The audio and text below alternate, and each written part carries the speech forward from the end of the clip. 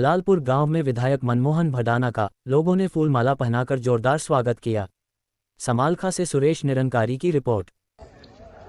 Jalalpur first जो है ना, मुझे ऐसा प्रतीत होता नजर आ रहा है कि समालखा हलके में एक आदर्श गांव की तरह ये जो उभर कर आ रहा है।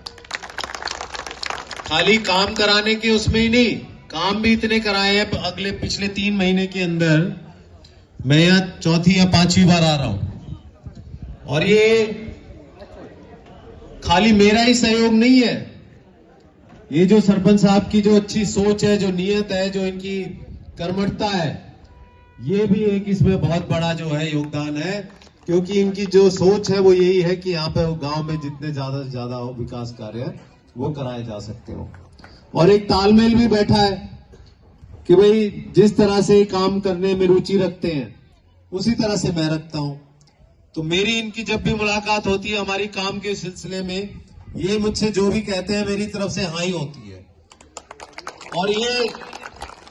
और मैं इनसे जो बोलता हूं इनकी तरफ से भी हाँ होती है। तो कहीं कोई रोड़ा अटकता ही नहीं है। तो इसीलिए जो तालमेल जो बैठा है हमारा, इसकी वजह से मुझे लग रहा है गांव में सभी का भला भी है, सभी के लिए विकास कार्य जो हो रहे हैं उसमें सभी का जो है हिस्सेदारी है और सभी का लाभ भी है।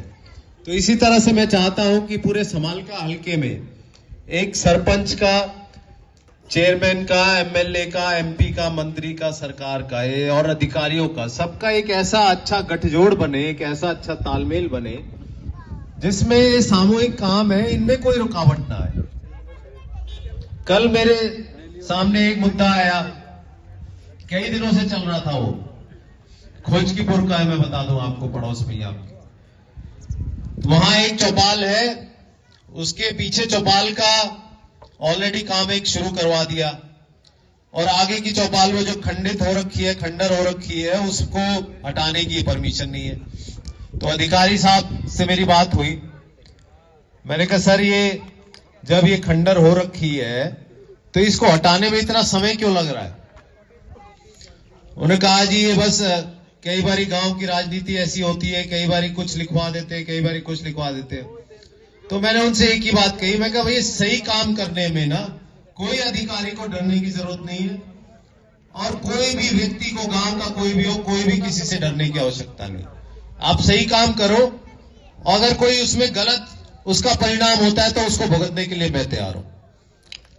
लेकिन आपकी सोच और आपकी नियत और आपकी कार्य प्रणाली ऐसी होनी चाहिए जो सबके भले के लिए हो, सार्वजनिक हित के लिए हो। तो इसी तरह से सभी गांवों में, सभी हलके में जाकर मैं यही बात कह रहा हूं कि आप लोग खुद मालिक हैं हलके के, गांव के। आप देखिए गांव में किस चीज की आवश्यकता है। आपके लिए जो फंड आता है, जो सरकार की तरफ से जो सहायता राशि आती है, वो कहां इस्तेमाल होगी और कैसे होगी और किस रूप में होगी, वो आप सब मिलकर उस पर जो है निर्णय लीजिए। और जनहित की आवाज न्यूज चैनल को देखने के लिए आप सभी का धन्यवाद। संपादक लोकेश झा, फोन नंबर 8222903098।